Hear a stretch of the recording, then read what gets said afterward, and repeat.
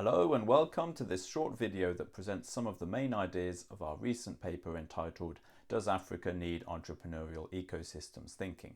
Now published, open access, in the Journal of Technology Transfer. The link to the paper is in the description below. My name is Alex Code and this paper is co-authored with Clemens Domnik, Pietro Santoleri and Stjepan Sroj. There is considerable excitement among entrepreneurship scholars and policymakers regarding the promise of entrepreneurship and entrepreneurial ecosystems in developed countries as well as in developing regions such as sub-Saharan Africa. One example comes from Friedrich 2016, who writes the following: "Sadly, Africa is still the poorest region on earth. Given the importance of self-employment for the African economic development, entrepreneurship offers a great hope for changing the development for the better in many African countries." Another example comes from Rwanda's former president, Paul Kagame, who stated that entrepreneurship is the most sure way of development.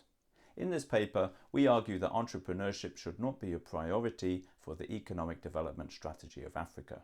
We draw on the lessons of the East Asian growth miracles and on Schumpeterian growth theory and on data regarding African nations' economic structure. Let's consider the remarkable development of East Asian and Southeast Asian countries. The rapid growth of these countries has been linked to the fact that they had a disproportionately large share of large firms, not small firms. Looking at the factors in this table, it seems that the East Asian growth miracles did almost the exact opposite of what some entrepreneurship scholars are recommending as a development strategy for Africa. Recent success stories of economic development from East Asia involve state-supported, large firms with a major role for exporting of high technology goods involving scale economies, a key role of FDI, foreign direct investment, and MNCs, multinational corporations, external foreign knowledge, and often industrial policy targeting specific sectors. This is almost the complete opposite of the entrepreneurial ecosystems approach.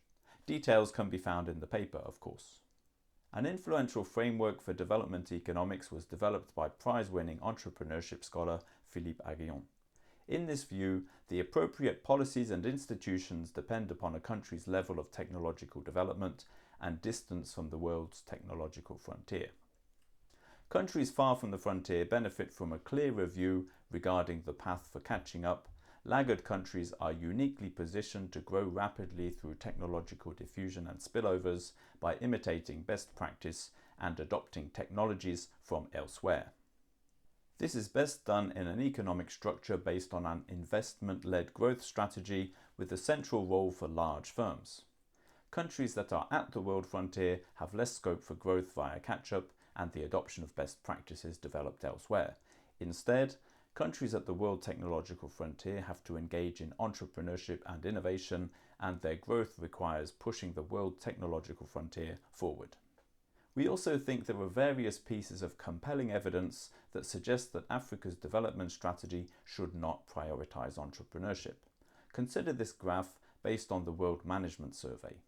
On the horizontal axis, we have the level of economic development, GDP per capita, and on the vertical axis, we have the level of development of management practices. African countries stand out by having relatively underdeveloped management practices. Large firms are better than small firms for improving management practices.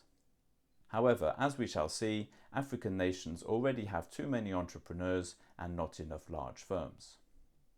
This graph compares 7 world regions according to their economic development as proxied by the Economic Complexity Index, which is on the vertical axis. Sub-Saharan Africa stands out as having a low level of economic complexity.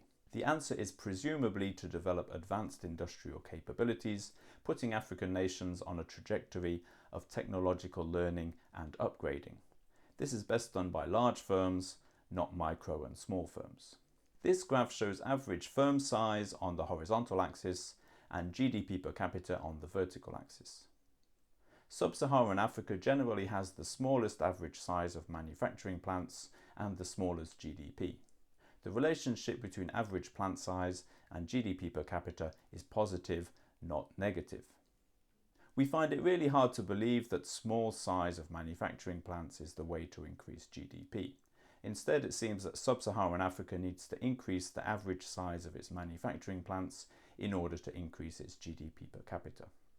This graph shows that in high-income countries, firms can become large through rapid growth after birth, even if they start small. Things are different in low-income countries, where the best way to be large is to be born large. Growth after birth is much rarer. As such, we recommend that African nations that seek to develop large firms should target a lower rate of entrepreneurship involving startups with a larger size at birth. This graph shows a negative relationship between log of GDP per capita on the horizontal axis and self-employment rates on the vertical axis.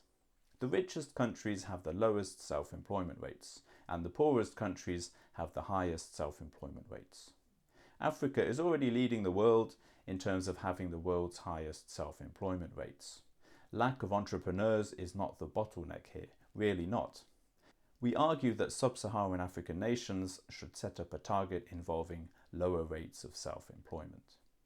Overall, we think that the development strategy of sub-Saharan Africa requires large firms, and the entrepreneurial ecosystems thinking should not be a priority. One problem is that scholars often use the word entrepreneurship to refer to innovative, profitable large firms, which leads to confusion because for policymakers, support for entrepreneurship means support for self-employment, micro firms, and higher entry rates.